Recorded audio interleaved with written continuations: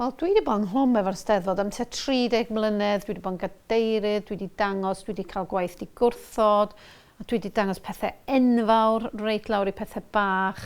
So 30 mlynedd, ac o'r diwedd dwi'n cipio y wobr fawr, felly dwi yn hynod o hapus, mae rai fi ddweud. Felly dwi'n gweithio fel cerflunwraig, fel rhywun sy'n gwneud gwaith gosod, a mae'r gwaith gofar, gwaith masnachol dwi'n gwneud bob dydd, wastad wedi effeithio a cael dylanwad ar y cerfluniau a'r gweithiau gosod dwi'n neud. Mae'r darn yma sydd wedi cael ei dderbyn i'r Eisteddfod yn ddarn pwysig i fi, achos wnes i ddechrau meddwl amdano fo nôl yn 2016. Ar ôl y referendum Brexit, lle o'n i'n teimlo yn angerddol fod cymdeithas yn raniedig iawn, a bod y rhaniadau rhwng un ochr a'r llall yn mynd yn fwy creulon ac yn fwy hyll. Ac ers hynny, ers i'r darn datblygu, a nes i ail-wneud o yn hun ystod Covid, reit ar draws bwrdd y gegin. Hwna oedd y tro cyntaf lle oedd pobl wedi gwahanu o'i gilydd yn llythrenol, a oedd rhai pobl yn credu yn y vaccines a bobl eraill ddim. A wedyn, ydych chi'n cael rhyfel yn Ukraine, rhyfel yn y dwyrain canol, a wedyn mae Trump newydd gael ymosodiad arno fo.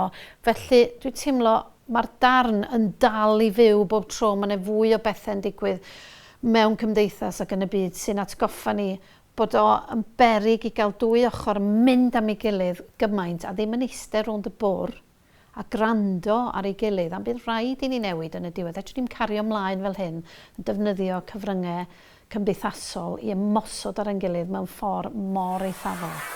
Wel, pan mae pobl dod mewn i'r Lle Celf, maen nhw'n mynd i weld 2 ddrws, 2 fynedfa, un ar y chwith, un ar y dde, a be maen nhw'n sylweddoli ydy bod y dewis yna yn mynd i fod yn un pwysig, achos y munud maen nhw'n mynd trwy'r drws, maen nhw'n mynd i fod un a un ochr o'r ffens neu'r llall, a mae hwnnw'n metafor am fywyd. Da ni gyd yn gwneud y penderfyniadau yma sy'n rhoi ni un ochr neu'r llall, a weithiau, ydych chi heb wneud y penderfyniadau eich hunain, ydych chi'n ffindio'ch hunain ar un ochr neu'r llall, achos bod chi lliw croen gwahanol, falle bod eich rhywioldeb chi yn gwahanol, falle bod chi'n dioddef o iechyd meddyliol a ydych chi'n teimlo ochr arall i bawb arall. Mae'n gymaint o bethau sy'n yn rhoi ni un ochr neu'r llall. Ond beth sy'n bwysig ydy'r bwrdd yn y canol.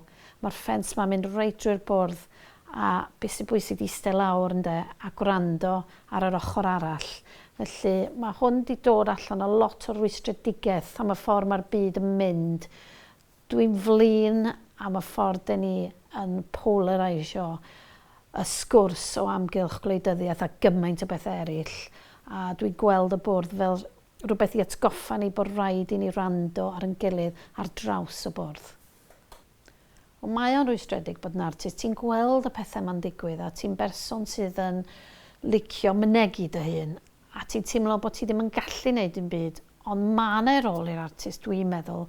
A dwi'n gobeithio bod y darn yma wirioneddol yn gwneud pobl i feddwl tu allan i'r bocs. Mae'n rhoi fersiwn newydd o beth dyn ni'n mynd drwy. Mae'n cwmpasio mewn ffordd gweledol di geiriau ddim yn gallu.